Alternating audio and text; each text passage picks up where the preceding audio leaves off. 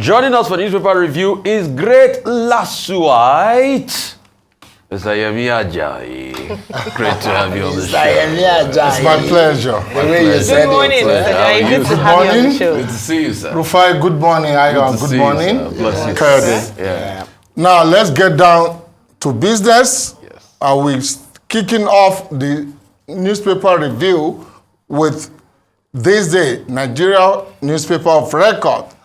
Now, the lead story, at Maiden FEC meeting, Tinubu charges ministers to revive nation's ailing economy. Says unemployment unacceptably high, bars uninvited government officials from attending hunger in U.S. Edun, that's the Minister of Finance and Coordinating Minister of the Economy. We inherited bad economy. Now, I'll take this lead story with the top story above the masthead. We are in big mess.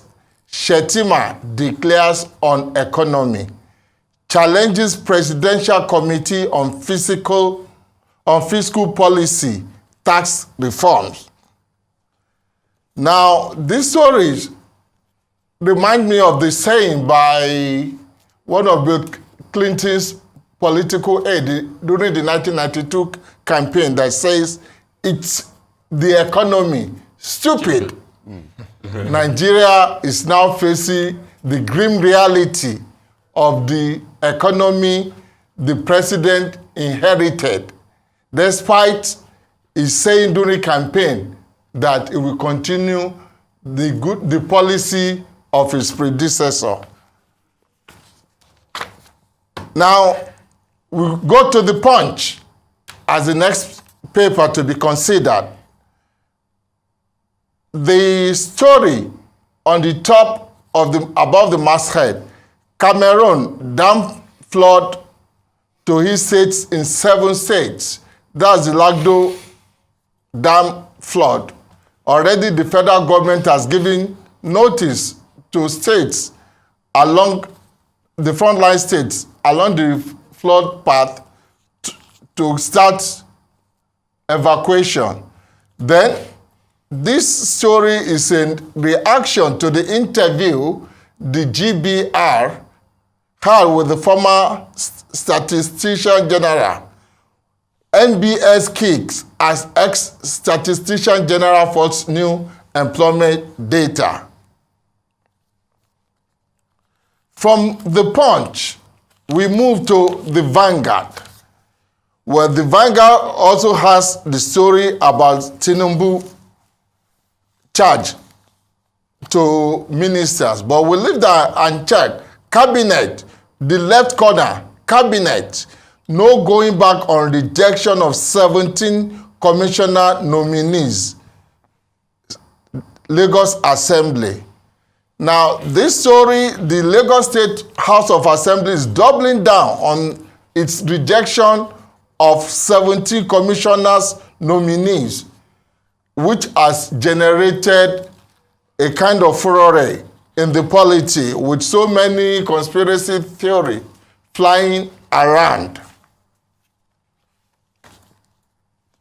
Well, we also have a story, top of the head, KPMG downgrades Nigeria's 2023 GDP growth to 2.65. This forecast is in the aftermath of the release of the GDP by the Nigerian Bureau of Statistics. Now to the Guardian. Unwieldy appointments of SAS, that is Senior Special Assistants, Senior Assistants, and Personal Assistants deplete lean resources in poor states. Amid the cry for a reduction in the cost of governance, we see that governments across the states, even at the federal level, are continuing with appointment of large political aides, which will jack up the cost of governance.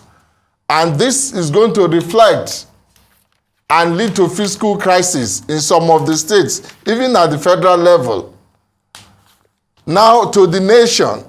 Now the lead story of the nation, this is the same story of Tinubu charge to the ministers during the inaugural sitting of the Federal Executive Council yesterday in Abuja. But the nation is taking it from another perspective. Tinubu targets economic revival, 50 million jobs in 3 years. The question will be, in what sector is Nigeria going to generate these 50 million jobs in 3 years? We've had a situation even under the previous administration where government body figures of job data that they tend to create, but the reality is that at the end of the day, it's difficult to assess whether the target was met or not. Well, how this will pan out is in the womb of time. So, fingers are crossed. We wait and see how it goes. And lastly is daily trust. President Tinubu unveils 8-point agenda. Then we have underneath the masthead to the right, PSC, that is the Police Service Commission, retires 4 DIGs for not leaving after Egbetokun's appointment. The Cameroon notifies us 7 days after opening Lagdo file, says the FG. Well, let's discuss with my colleagues here, Rufai, Thank you so much, Ayo, and Kayode. These are the stories. Let's have your thoughts. I mean, there are lots of them, and we can see them for what they are.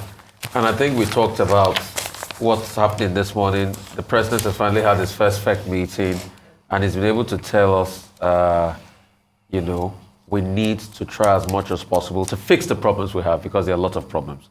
But I want to talk about the last story you talked about, the Lagdo Dam story incident. Yesterday, we spoke extensively about the Lagdo Dam story. We talked about the historical antecedents. 1982, Cameroon finished their dam. We ought to have built ours. We've not built ours. This is coming. 7 days' time, we're going to have flooding, preparation, and all of that. But we have not seen a reinforced preparation plan.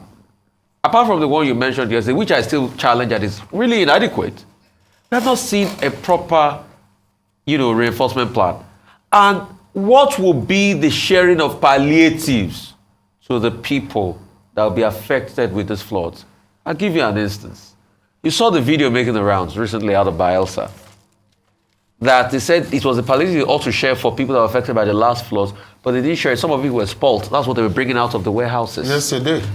So how can you have a country where you are supposed to give palliatives to the people, and you put it in a warehouse, you don't share it for them, up to the extent that the food gets spoilt, and you're bringing out the spoilt food to replace it with a new one, now with this general palliative scheme?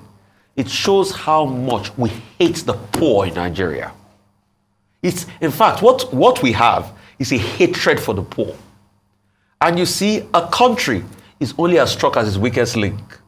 A country is only as strong as its weakest link. Nigeria is only as great as the weakest and the poorest amongst us. If we don't have a country that takes care of the poor and the weak amongst us, then we are not great as a country. So we need to introspect. How can you wait till things get that bad? Hopefully, we'll be able to learn lessons and plan logistics better. Because either way, the floods are going to come. And I think this should be a turning point for all of us. Well, I was going to just talk about the fact, the window story here, we're in big mess. We're in big mess. Shetima declares on the economy, and I was going to say end of story. We're in big mess, but it's not enough for him he's the vice president, to just talk about us being in a big mess. It's to see how Nigerians can come out of the big mess that was created by the last administration. But thank you very much, Mr. Jai. We have to go now. We're out of time.